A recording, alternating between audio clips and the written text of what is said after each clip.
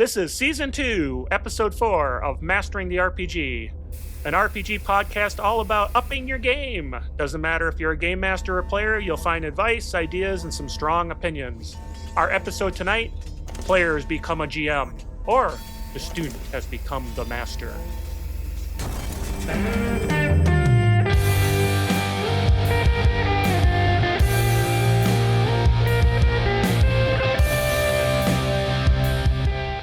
Welcome to Mastering the RPG. Like I said, a tabletop RPG podcast. You're going to find some advice, ideas, cool stuff found, emails, opinions, all sorts of stuff like that. I'm Carl with my co-hosts Eric and James, but James isn't here this week. We just have Eric. And you can find it. I was going to do an Australian accent, but I was like, I do not want to do that. So yeah. And if you want information about the show, you can check us out at masteringtherpg.com.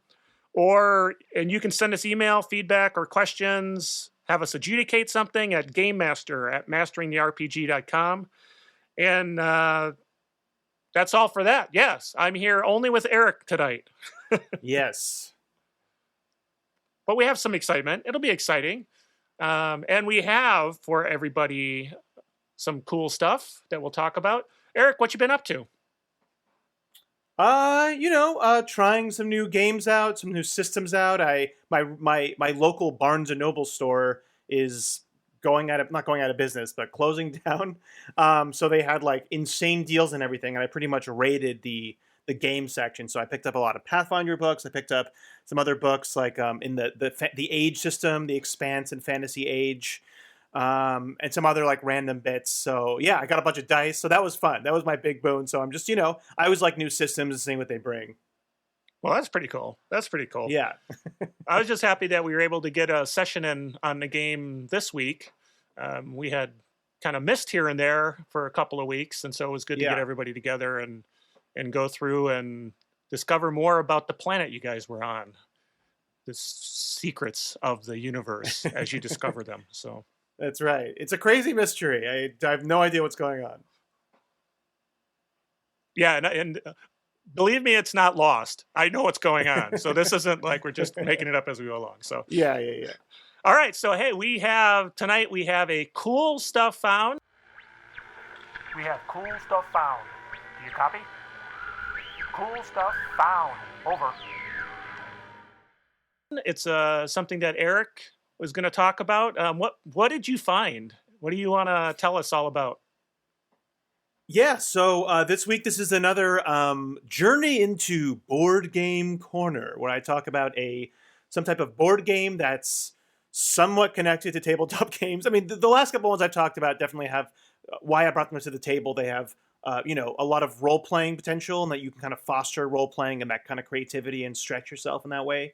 This one tonight is not as the last one was a party game. This one is even more of a party game. What I'm talking about today is the Red Dragon Inn. This is a series of games, of card games, party game.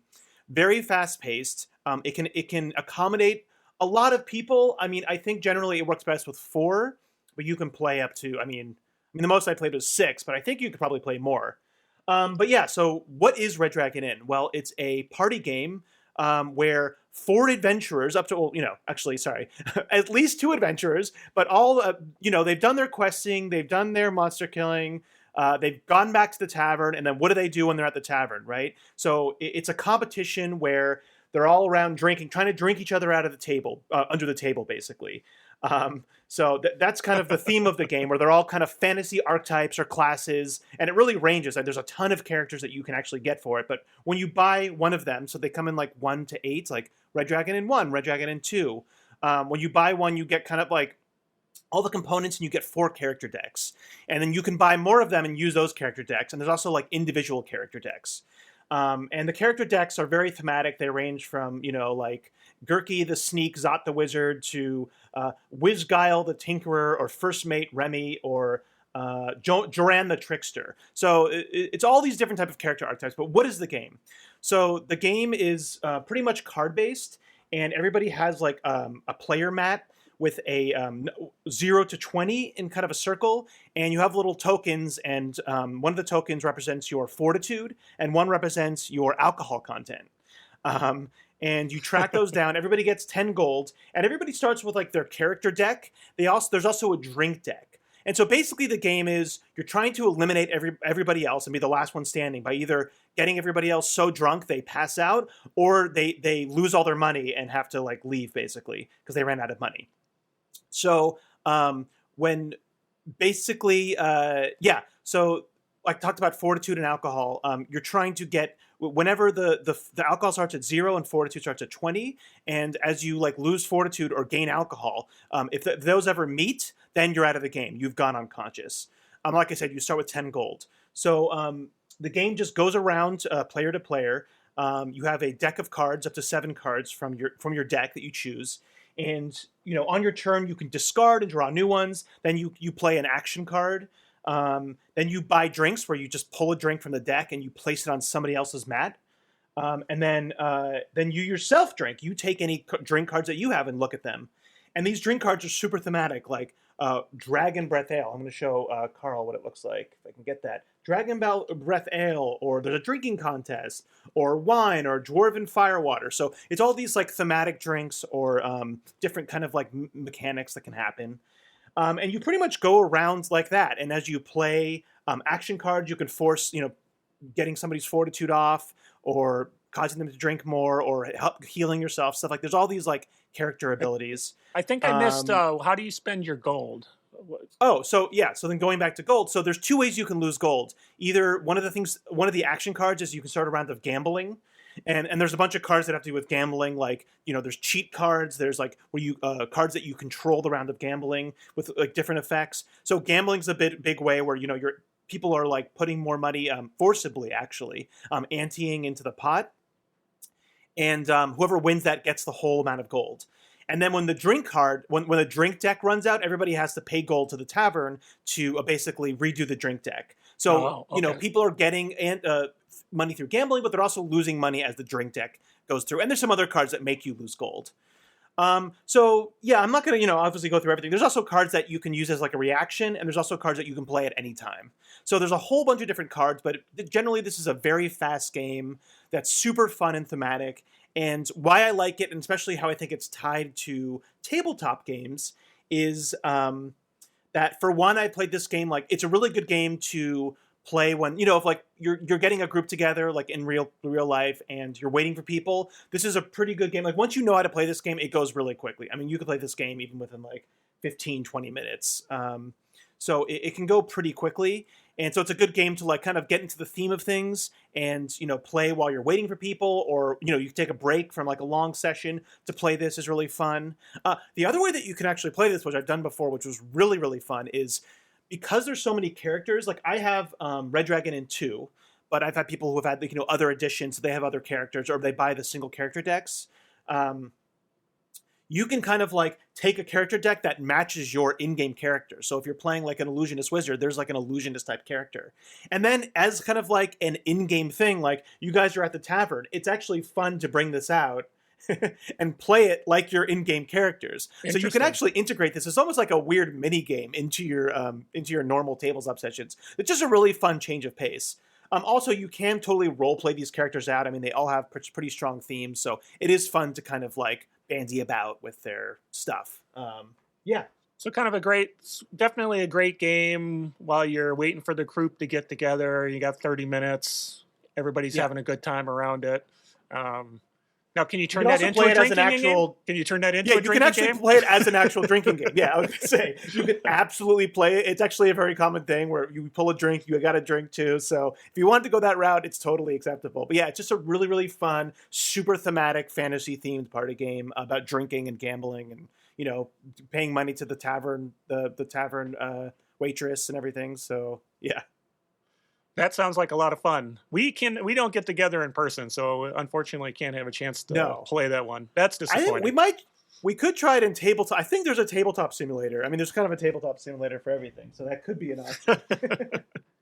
All right, well, cool. That's cool stuff for this week. And then the next thing, we'll go and talk about players becoming a GM in our main topic. Mastering the RPG with Carl, Eric, and James. Yeah. And now we're to our main topic. And our main topic tonight, as we mentioned, was players becoming a GM. And what I mean by that is you're a player and you're interested in becoming a game master, but you're maybe a little apprehensive, you're a little concerned. Can you do it? Can you not do it? Talking about how you get there. As a forever GM myself, it's great to have more players become game masters. And so hopefully we'll give you some insight, make it so you're not afraid to become a game master because, you're playing with friends and friends are there to be supportive and have a good time. And so, yeah, hopefully. Even if they give you crap, it's because they love you. So, Yeah. So great question would be then, why would you want to be a GM? So you're a player and you want to be a GM, and I'll just start out with my favorite, and then I'll turn it over to you, Eric, is you want to explore your own ideas. The whole point is you've got, I don't know how many times you're playing a game and you're a player and you're going, wow, that reminds me, that would be cool if it would have went like this, or it would have been cool if it had, kind of gone in this direction. Yeah. You're having your own ideas. You've got an idea of how you want to explore, and that's something that's a big deal that a GM gets to do. They get to have the fun of world building and creating something that other people can dive into and enjoy. Eric, so what do you think? That's kind of my top one. Just on top of that too. I mean, I totally agree with that, and I think that's all. It's also like more practically on that note. Like if it's like a home rule or something too, or a style of play, like. You might discover, like, you might show the GM, hey, this rule really does work, or this thing really does work that you've been pushing for. Or you discover, hey, what I thought what would work doesn't work. So I think it's a good way to, like, test those things out and kind of stretch either what you think you kind of want a game to be or, like, what the GM might want. But on top of that, I think another big one is helping the GM out, like giving them a break, or, I think we've talked about this a little bit. We haven't done a full episode on it, but I forget what it's called, but like Game Master Burnout. Yeah, thank you, Game Master Burnout. I mean, which is huge, And I've a lot of been in games, and I've done it, and other players have done it, where they just take over the wheel for maybe like like a long one shot or a short campaign, just to give the GM time to like reflect and maybe prep some more stuff like that. So I think that's a huge, if you're really invested in a game and you want it to continue, it's really good to be like, hey, GM, maybe I'll run 3 games. Like even if they're not saying they're burned out, they might like still be a little bit. It's so a real like, thing. Get them catch up. Yeah, I mean, Game Master Burnout, just like anything else that's intense, that takes a lot of creativity, takes a lot of energy, takes a lot of focus.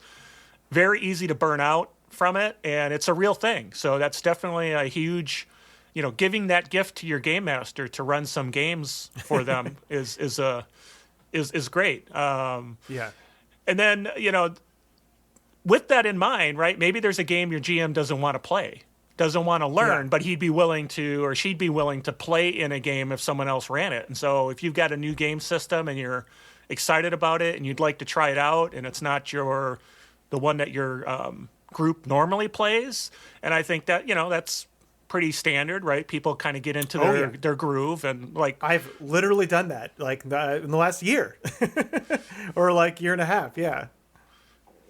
Yep. So it was like a 5e playing group, and I've talked about Pathfinder 2e, and basically ran a one shot for the group. And the GM was like, I like this. And then they took over, like the normal Game Master took over and ran a Pathfinder game. So I totally agree with you, Carl. It's a great way to introduce a new system, or just, and sometimes there's games that are short, like Apocalypse Engine games, I think don't really handle long campaigns, but you can kind of like play with different systems. But even if it's a new system you want to introduce, and maybe your Game Master will pick it up. So yeah, I think that's a great thing to add. For me also, I think it helps you just ultimately as like a player, even if okay, I don't want to be a Game Master all the time. I want to do this maybe infrequently or try it out. Even if you only do it once, I think it helps you as a player. Like it helps you then like write better backstories. It helps you, like in game kind of maybe be cohesive more with the story at times. It really gives you that other perspective. And, perspective is important about learning in anything in life, right? So, like, I think that's why I also think it's good for Game Masters to play games once in a while, like Forever Game Masters, like, go join a game, just even if it's short, even if you just like game mastering, like, so just getting that other perspective can really help you and your other things. Yeah, and that perspective, just to kind of jump in, that perspective you'll go through the trials and tribulations that Game Master goes. Now, obviously, the players have their own trials and tribulations, but if you're GMing for a while and you're going, boy, these players never take the plot hook, you can step back and go, holy crap, was I one of those players who never grabbed the plot hook? Now I understand what he or she's been trying to get the point across. I mean, they're laying these things out, and now I get it. I get it. And I guess the same thing, this isn't an episode about being a player, but Game Masters being players and kind of getting where the player is coming from is important. So that perspective, like you said, you go a mile in someone else's shoes, basically, right? Exactly. So, so that's great. We want to do it, right? So now you're a player and you go, I want to be a game master because I want to explore ideas. I want to give my GM a break. I want to play new games. But there's challenges, and that's the big thing, right? Is we've got challenges to being a game master. It's not an easy job, right? It takes work. And one of the first challenges I always think of, now I'm a homebrew guy, so it's the ideation or coming up with ideas to run, right? You're used to having something presented to you, and you're doing a shared story, right? We're doing a shared story, but you're riffing off of what's being presented. Now you're sort of, you got the blank piece of paper that you're starting with. It's in your head. Now, even if you're starting with modules or books, there's ideas in them. It's not just go page to page to page, right? You have to understand and bring your own ideas to the table. None of these adventures can just be run, at least in my opinion, right? Nothing can ever be run, just pick it up and go page by page by page. You have to have ideas, and that's a challenge. That's a challenge. Yeah, I mean, it certainly is. I think there is like beginner boxes and starter, like there is adventures made for people to like learn the game with players or to like first time GMs. There certainly is some that are more set up to be like, it's less prep, it's not as deep of a story, things like that. So there are like adventures that you can get that are kind of built for beginner GMs and make it much easier. And you hit right into it. You mentioned preparation, so that's definitely a challenge. What's challenging about preparation in your mind? Well, I mean, we're talking about. I mean, there's modules. There's also homebrew, right? Well, I mean, one of the big thing we've always talked about is over preparation. A lot of people have talked about that in all different types of the internet and YouTube and everything. But over prepping for sure. Getting too overwhelmed maybe, like with being like, oh, I have to do this and that and this and that, and kind of losing the scope or losing the thread a little bit, or maybe going too hard, like getting too big of a module or trying to do too big of a world, kind of that kind of thing, or getting too detailed kind of prep to start too with, detailed. Right? I mean, you've got to balance. That's a struggle, right? All game masters have is balancing the amount of preparation you do for adventure. I think people are new to game mastering, especially if they got this passion for something that they want to bring out to the world and play with their players. They get too in the weeds. They get down to every detail. And part of the game mastering experience is really, you got to roll with the punches. It's a shared story. The players are going to tell their part of the story, just like you did when you were playing. So if you over prep and you have every little detail done, you're just going to get disappointed when people don't go step by step by step by step. And if you're not writing a novel, it's a shared experience. Now you're guiding the experience as opposed to being just a participant in the experience. So be careful how much you prep. Prep just enough to do what you need to do. And actually, we've got a video, I think, or not a video, a podcast where we talked a little bit about prep and over prepping and stuff like that. So listen to the back catalog. You'll learn something. When we talk about starting small, it's not always just like in length or like, it's also in scope. So one of those things, like, I think it's better for your first time, especially, like, it's like, keep it simple and go with cliches. Like, you can always do maybe like one or two things that are crazy, but you don't want to start like trying to break the mold here. Right, of telling like the new story, a new type of story that's never been done before. Like, that's just overly ambitious, and you really want to get the like base skills down. So kind of relying on a more of a simple adventure or simple mini campaign, and kind of like, not completely tropey, but cliches are there for a reason, and everybody understands them. So you kind of help yourself out a bit, like have have the understanding with yourself and like, okay, I'm going to rely on these cliches and I'm going to rely on these type of things because they're easy to understand. They're easy for everybody to understand. And you're already doing a lot. So there's no use to like overcomplicate it for yourself. And I mean, there's nothing wrong with going after the bandits who have been plaguing the village to start with. There's absolutely nothing wrong with that. You don't have to know much more than the village. And the players are going to grab that hook, right?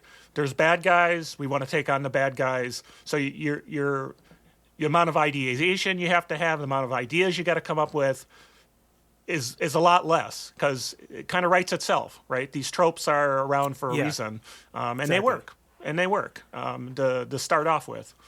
And once you get in the groove, like once you've done it for 2 or 3 sessions, and you're like, okay, I see, I'm getting the feel for this more. Then you can spice it up a bit, right? Like then you can add a little bit more spice or variety. But I think definitely starting out, you want to be really as simple as possible.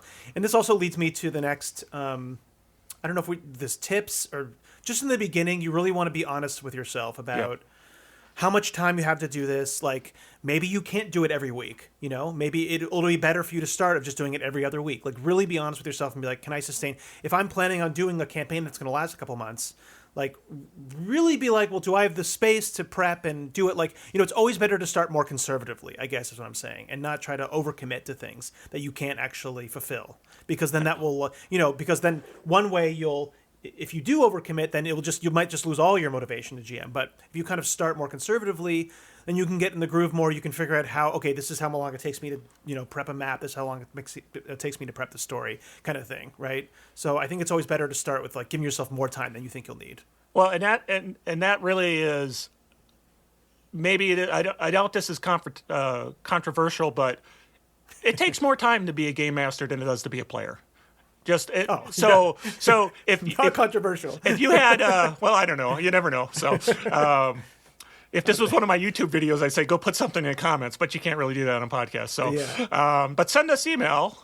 You know the address, gamemaster@masteringtherepg.com. But that honesty, it says, if you were spending an hour a week, getting your leveling up on your player character and stuff like that, and you really invest, it may take you more than an hour a week to be ready for your venture. Maybe, you can keep the prep under control, but it may take longer. And so you have to keep that in mind. And like Eric said, be honest with yourself about the time you have to invest, because it's definitely takes more time than just coming and showing up at the table with your character and saying, hey, let's get going. Yeah. So that's kind of the preparation, getting ready for the game, kind of challenging. But what kind of challenges are there that you're going to have as a new game master actually running the game? So what do you think about that one, Eric? You got to run it now. You've done all your prep. You're ready to go. You got that first session. Now you got to run it. I think mechanics and rules come in here. Just getting, because you're right. I mean, there's two parts to this. There's the actual game system itself, and every game system is going to have its own way that it kind of assists, or the toolbox that it gives to the GM. But really, overall, there's some universal things there that, like we said, like how you do prep, how you do your story prep, how you do dealing with players, all that kind of stuff. That's kind of system agnostic. That's kind of separate from whatever system you're using. But then we're going to talk about system, and that's what really comes when you start running the game. And that's really going to come in with like, okay, do I have a handle on all the rules? Am I missing things a lot? Do I have enough time? Like, you've done all this time to prep, but you kind of are not up on this new core, this big rule book. So I think getting lost a lot with the mechanics can certainly hurt a new game master. Well, the flip side of that is you don't have to have all the rules mastered to the nth degree. I mean, know your core mechanics, though. Absolutely know the basic resolution mechanics and the basics, because that's not the stuff you want to be looking up. But if you've got there's something in the game that's a chase, you can look up chase when you need a chase. If there's some other kind of rule that's a little bit on the periphery, you're not going to be able to keep it all in your head, and that's just going to get you frustrated. It's going to get you worried whether you're doing a good job or not. Stick to the rules, the basic mechanics. You can make stuff up. Your friends are your friends. They're going to understand that you're making a ruling, and you can always say, hey, we'll come back and revisit it later. But right now I'm, we the basic mechanic. I roll a d20, I get the DC. I made the DC. You rolled it. Okay, you were successful. Well, but what about this? We'll pick it up later because you've got enough on your plate. So just stick with the core mechanics and some of the most important things, and then all the stuff on the periphery you can look up because you're new, you're learning. It's not going to be a masterpiece, right? Yeah. And I mean, as far as just challenges when running the game, I think that we talked about time management and prep. There's also time management when you're actually running. Like just generally getting the awareness of, okay, combats take this long, or exploration take, or and getting to know the players more. Like, okay, they like to do this, they take a long time with this. So there's also a time management challenge there. I think another big challenge with new game masters when they start actually running the game is kind of like the flexibility or the reaction to what the players are doing. Like, okay, how do I then, now that I prepped this, they didn't go there. We've talked about this before. The troll, right? Like moving the troll around, and but also just like ogre. changing. Yeah, the quantum ogre. Thank you. Sure, I call it Schrodinger's troll too. But anyways, same thing. Yeah, and just like when you're just reacting to what the players are doing, and then like setting a new challenge on the next game. Like, okay, well, I had this idea for the story overall, but it's kind of taking this direction. So how do I write these new stuff in when I don't have all this time to prep? And kind of reacting to that. And also like, the players' backstories. Okay, how do I bring in their characters? How do I do this? So that's going to all be a challenge when you're actually running. And that reaction, you bring up a really good point, Eric. Reacting to the players is one of the number one things that you should be thinking about as you're running the game. Yeah. If the voice in the back of your mind is, oh, they should be going to the shop. They're not going to the shop. How do I get them to go to the shop? You're too worried about the wrong thing. They don't go to shop. It's fine. They didn't go to the shop. There's something else to do. You can bring something else into the story. Later, they may go to the shop. It's fine. It's not that big of a deal. And that's where people talk about railroad campaigns where you're expected to do everything in order, and if you don't, there's a problem. That's only because you're not letting yourself flow. You let when you were a player, you wanted to do things and have the game master let you do them and react to them. Do the same thing. Give the players that. And if you don't know, just say, I don't know. Give me a chance. Give me a moment to think. I'll figure something out, right? No one's... you're not on a TV special. You have time to think. It's okay. Say, I'm going to go grab a Coke out of the fridge. Give me a minute. Yeah, for sure. So you want to talk more about like actual tips for all these things? So we talked. So we kind of weaved them in for sure. Yeah, we've kind of. But we talked about challenges. But let's really get into it. So these are the challenges. Now, what can you do? What do you need to know? Kind of the tips and tricks. Eric, I'll let you start off. Throw one out there. Well, I want to just kind of a segue from what you said last about railroading. Here's a tip for me. I think it's really, really good to railroad in the beginning. I think it's really good to have your preparation be one of those, a really easy, like, this is where you need to go. You don't really have a chance to go anywhere else. This is like a very direct beginning to, your first one or two sessions. I think it's actually a good thing to have it very railroaded because that gives you the space to kind of figure out the other side of GMing, right? Like how to handle combats, how to handle all the monsters, how to handle initiative, how to handle all the rules judging, So I think kind of you want to take as many stuff off your plate as possible. Like I said, keep it simple before, and then you can add those other elements in. So while I think it's really good to learn later about being reactive, I think at the very beginning, I think it's almost a good thing to have like a very railroaded kind of adventure. Well, and there's a difference between railroading and a linear adventure. So I definitely think a linear adventure is your friend. When you're beginning, like we talked about the bandits. Yeah. It's very linear. I go find the bandits. Oh, I get a clue where the bandits are. I go find the bandits. I do things step by step by step, and that takes it off your plate. So for sure, linear helps you out.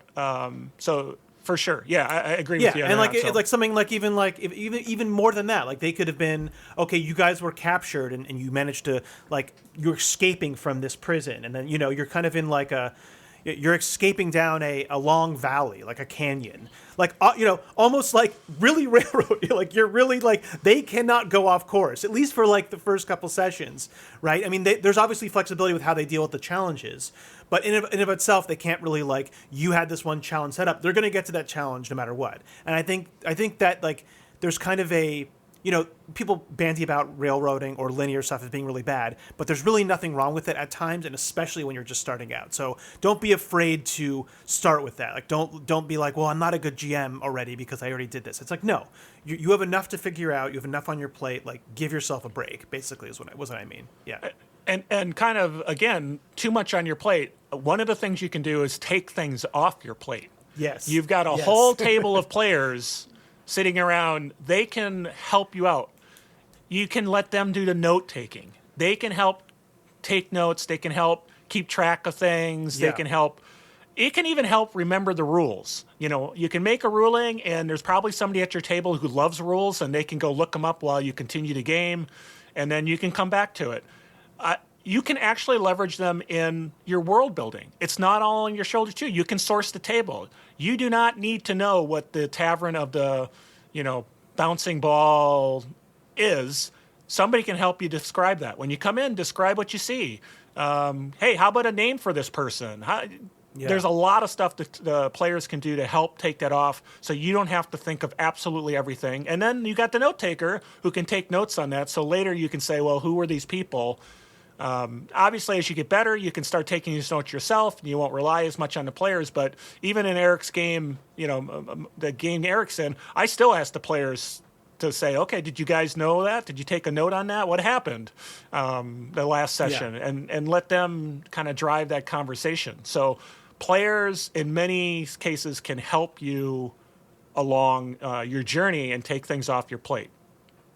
Yeah, absolutely. I totally agree. I mean, I also had the same thought, and it could be with. I mean, even if you're in real life, it can be like anything. It could be like, okay, you're the one who handles the initiative, like keeps track of all the initiative, and you're the one that like, they might even be like, okay, can you run this NPC for me? Like, your character's not there right now. Can you actually just like act out this NPC while I'm like taking notes or doing other stuff? Like, yeah, exactly, Carl. I think that's a huge, really good tip is to definitely leverage players and what they're good at. And I think there's also like beyond players, there's just so many resources out there like never before. I mean, there's so many guides on how to random NPC generators, right? Which can be really great. There's AI generation for stories. Like you can totally like do the whatever AI writing one and get don't just take it as is, but like get some ideas from it. Like there's a lot of tools to just help you as much as you can, because like we said, it's I think it's really the death of a lot of new GMs is that they try to do too much in too many directions at once, and you really want to make it as easy as possible for yourself. Yeah. And to tie on to that resources, you and I have talked about this a million times. What is the easiest genre to run? You might want to start with easy genre, and easy is probably arguable. You can go debate it, but I really think the fantasy genre right now is probably one of the easiest ones to start with, because it may not be your jam, but it's easy because go to the resources. There's so many resources. There's millions of maps. There's millions of adventures. There's just a ton of there's tokens and all sorts of stuff that you can find that helps you, so that you don't have to figure out how to do it yourself. You could literally go to Reddit, go to the Battle Maps subgroup, pick your favorite, cavern complex, and now you've got your setting for your, if you want to play other than Theater of the Mind, now you've got something ready to go. I personally, fantasy's not my main jam, but it's a great place to start because it's people get the tropes, people understand it. The adventures are easy to pick up on and go. There's nothing crazy and weird. It's straightforward, but it's a place to start. I think, especially if you're running a couple of adventures or a short campaign to give your GM a break, and you don't have a huge idea you want to explore. It's a great place to start. I think because of all the resources available. For sure, and I mean, you might not we've talked about that a lot. We think we had an episode about that in Tabletop Tango, But beyond that, like if you're in a system that's maybe a science fiction system or a modern system, then that's not available to you. But I think again, that just goes back to the plot. Like, don't try to do a complicated plot. Don't do a murder mystery. Don't do anything political, right? Do kind of simple kind of missions that you can spice up later. I mean, I just can't reiterate that again.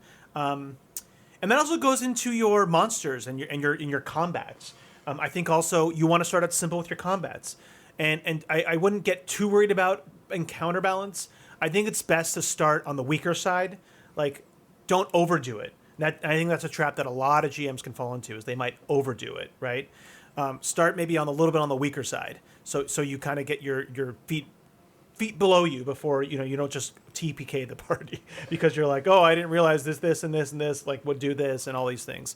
And do like start with more simple-minded enemies too. Don't have like a really like James Bond villain necromancer who's monologuing and has like plans within plans, right? Like just have some maybe dumb goblins or simple monsters, things like that. Like that aren't the smartest. They're not going to have a ton of strategy.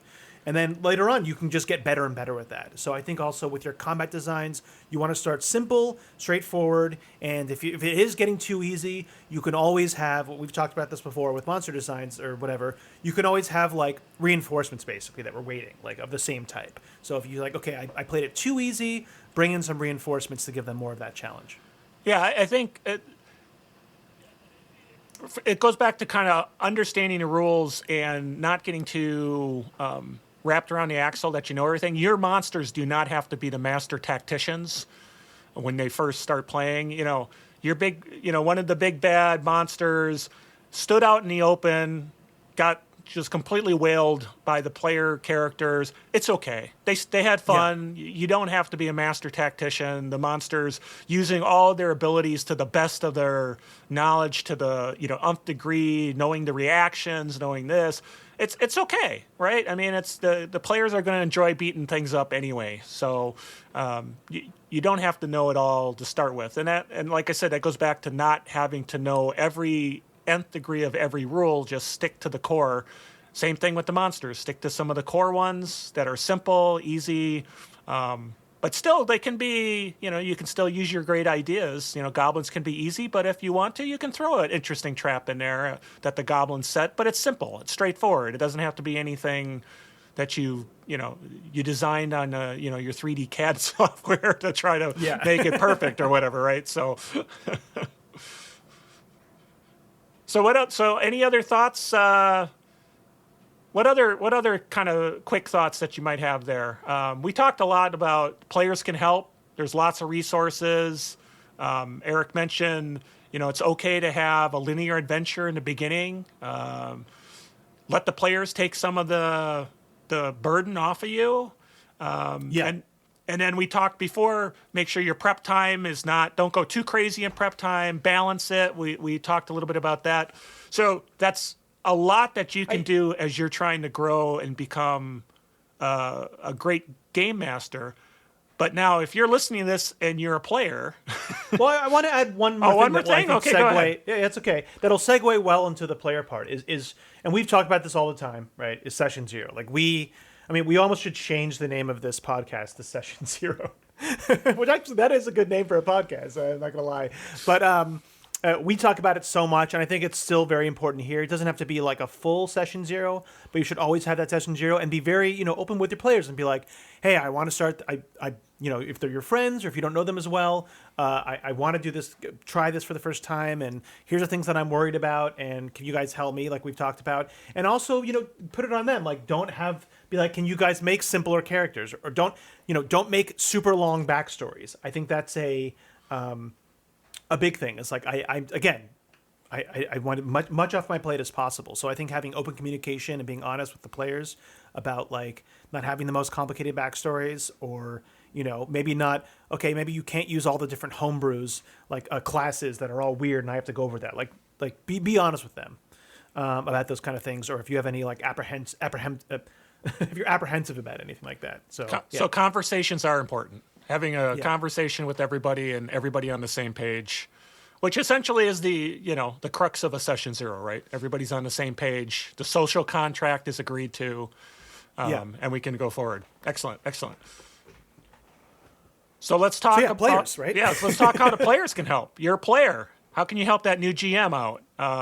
First and foremost, you gotta you gotta be patient. This is new to them. You may have been playing the game for a long time. This new game master is just learning the rules, just getting good. Be patient with them. Take what they give you, and be open and receptive to whatever they're throwing out there, and say, okay, that they made a mistake on this rule. It's okay because we're having fun, and we'll look it up later. It's great. You're doing a good job. Keep it up. So be patient. Yeah, I mean, a lot of things we've talked about, you just flip it, and especially this goes to the game masters that are players, or if you're just a player and one of your other players is signed to game master, all the things we're talking about, be open with them. They might, if they're probably, they could not be listening to this podcast or really listen to any of them, and they're going too overboard, or you see them struggling. Be open about hey, do you need any help, or I can take over notes, or I can help you with this. If you see them struggling, help them out, because again, having more people who will game master, even if it's not the full campaigns, is just better for everybody. It's better for the group.